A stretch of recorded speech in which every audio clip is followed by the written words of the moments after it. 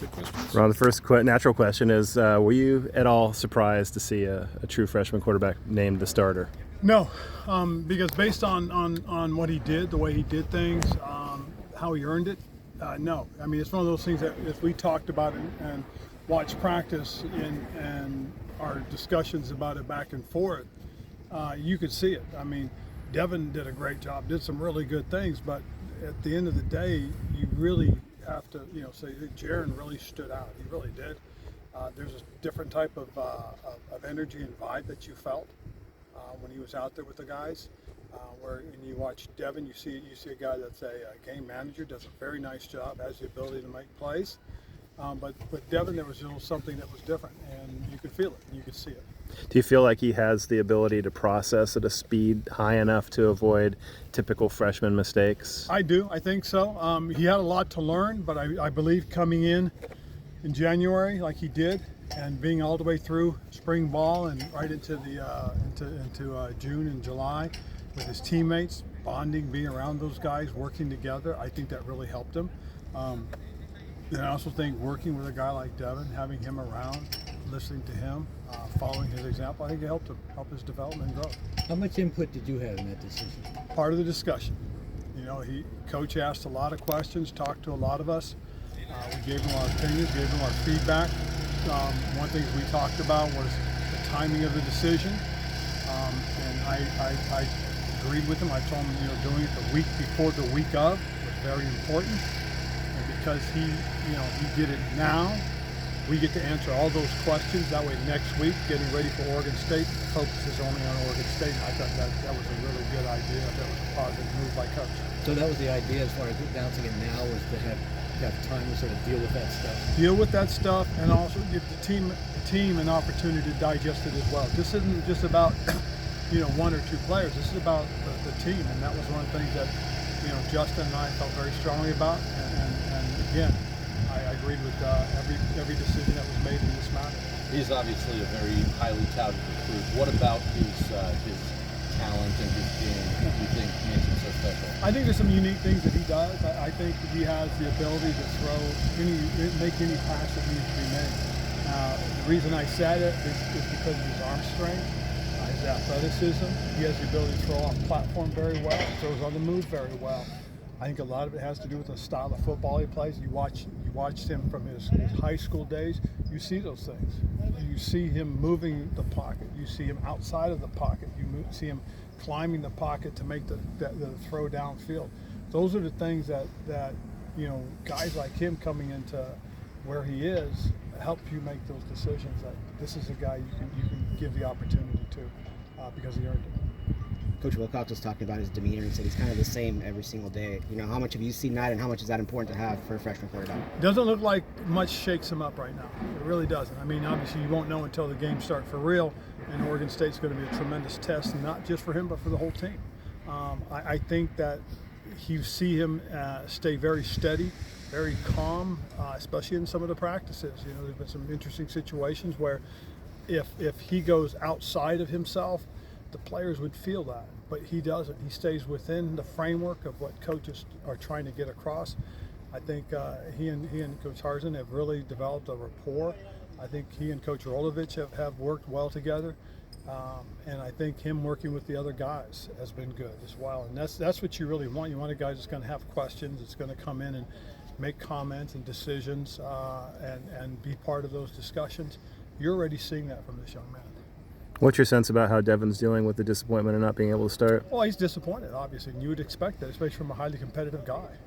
But you also know that he understands that, hey, there may be a chance he's going to be called upon. He's got to be ready. So we really appreciate that. And so we'll see how it all unfolds as we continue to go through this. But, everybody in this team is going to get an opportunity to show what he can do. Did he come in with his undergraduate degree, or is he finishing that at Cal? I believe he's finishing that here. So it's, he's a sharp young man, very bright, and opportunities will come. What would you consider a successful season for Cal this year? Well, there are three metrics we're going to be measured. Okay, the first metric is going to be butts in the seats. Second metric is going to be eyeballs on the TV. Those are real important, and then obviously winning and losing. So what would you consider successful in those regards? I think anything that puts us in a solid bowl game, 8-9 wins, I think that's what you're looking for. That shows growth from last year. Last year we didn't win the close games.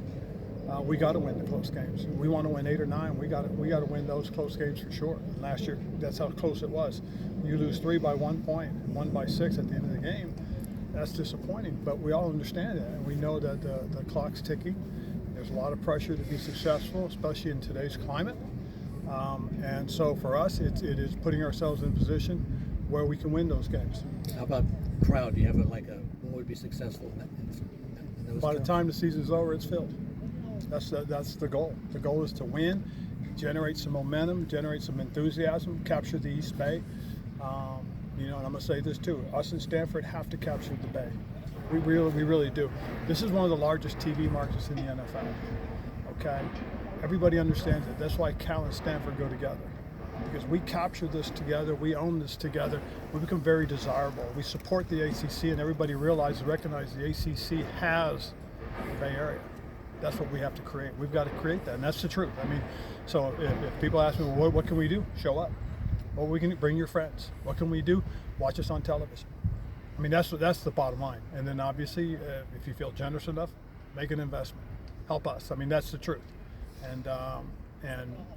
We have that. We have the ability, but we also need the support.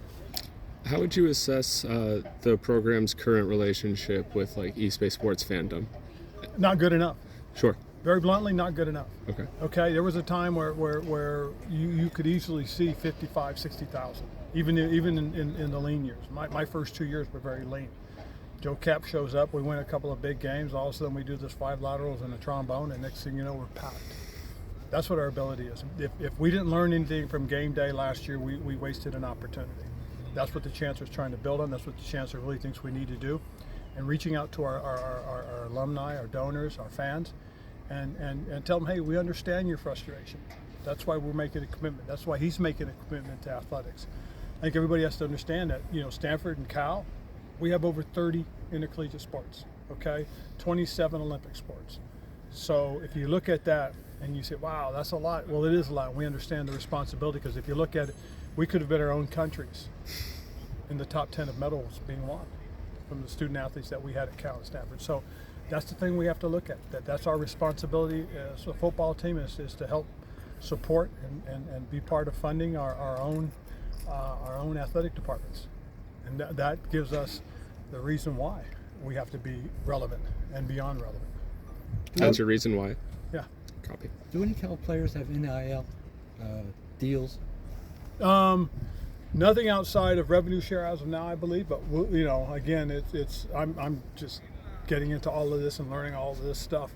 But right now, we're working ourselves towards our number, and as we go forward, we're in a good place. So it's just revenue share at this point. Yeah, we're in a really good place. How have you enjoyed this job so far? I love it. I enjoy the heck out of it. I get frustrated with it. Some of the hardest things has been trying to deal with some of the young men that feel that they should move on.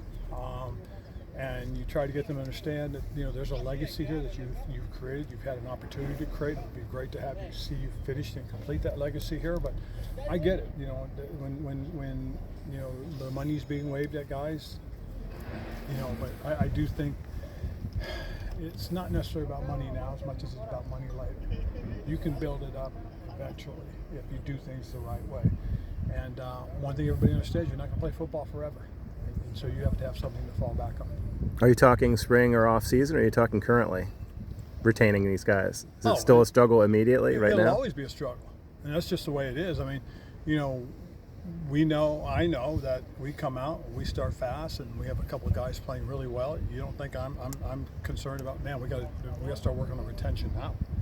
That's the truth. Why? Because somebody out there is breaking the rules, calling the kids, whoever the representative, and say, hey, yeah, I got the chance to watch your guy. I mean, it's going to happen, and it's just for whatever reason people don't want to do the right thing. And I'm a little bitter about it, because I just I believe in the rules. I mean, we have a 20.5 cap for a reason. We want to see it stay level, and we want to see everybody compete on the same level. Maybe it's a little altruistic. But that's okay. That's how I feel. Do you see any way to legislate that coaching? I'd love to see it legislated. I'd love to see the NCAA gain some teeth from somewhere. You know, whether it's some sort of congressional edict or presidential edict that says, "Hey, look, we're gonna grant antitrust. You guys form a trade association to represent the student body, okay, and then come to an agreement and go from there." I mean, in the NFL, when we went on strike in 1987, we were a union. We decertified as a union, became a trade association, which allowed that body to negotiate on our behalf. And what happened was eventually we came to this salary cap, and it was worked out with the Players Association and the ownership and the commissioner's office. And there's harmony. Why? Because they understand it and they get it. And because of that, you've seen the salaries just continue to grow exponentially. And that's what's happening right now. We could do the same thing, but we could control it with rules. Right now, there's not a lot of rules. You know, you open up 2 portals. Why do you have 2 portals? It should only be 1 free agency period. And that's, you know, from my opinion. Again, I'm speaking strictly in my opinion. This is nobody else's opinion. This is mine. There's a recent change in the marketing department administration. Mm-hmm. Where does that leave you guys as far as controlling the process and doing what's in best interest of the football program rather than what a bureaucrat thinks? Absolutely. That's exactly what we're trying to do, is what's in the best interest of our football program. You know, we talked about doing different ideas. We've got some plans that we're working on currently. You know, we're going to try and increase our exposure to our fan base, our alums, our donors, our student body. We're going to reach out to other entities to try and see if we got people that are interested. We're going to try and engage with people outside of the university as well. I mean, these are all things that when we found out about it, I gathered a group of us. We came together, we had a meeting, and then we talked about what potential we were going to need to do. And then when we found out for sure, we found out who we're going to be working with, and we started working with them as well, share those ideas that we have, and we are trying to do those things now. I know we got 2 weeks. The nice thing is, you know, my pure focus isn't on the football field 100%. What I've done is I've come in, I've taken all this stuff that I've just talked about, and I've taken it. So that's what my focus is. I'm here to support football. I'm here to put sources, revenue sources, resources in coaches' back pockets, so that if there's something he needs, we can try and put together and get it going for everybody. That's what I'm doing. So for him, he can have his sole focus on what goes on the football field, what's going on in the classrooms. Is there somebody currently in place that can help you execute your plans right now? Yes, we're working with them right now. And as we get further on, we'll continue, and we're going to do our best. Any plans for the initial season opener against Texas Southern, as far as ticket giveaways or? We're working on everything we can right now. No specifics yet? Nothing I can get really specific with, other than know that we are trying to find some partnerships to work with some people to create some opportunities for some people who can't get to the games. Has no charge for students, or at least freshmen, been discussed at all? We're working through a lot of ideas and options. Okay. Anybody else, guys? Justin has said he wants to continue the walk-on thing even after the grandfathering is done. Do you agree with that? I do, 100%. Because if we didn't have that type of program, Scott Fujita doesn't have the career he has. I mean, I go down the list. There's a list of guys that we talked about it the other day, that walked on. And if there's never that opportunity to do that, you don't find those guys.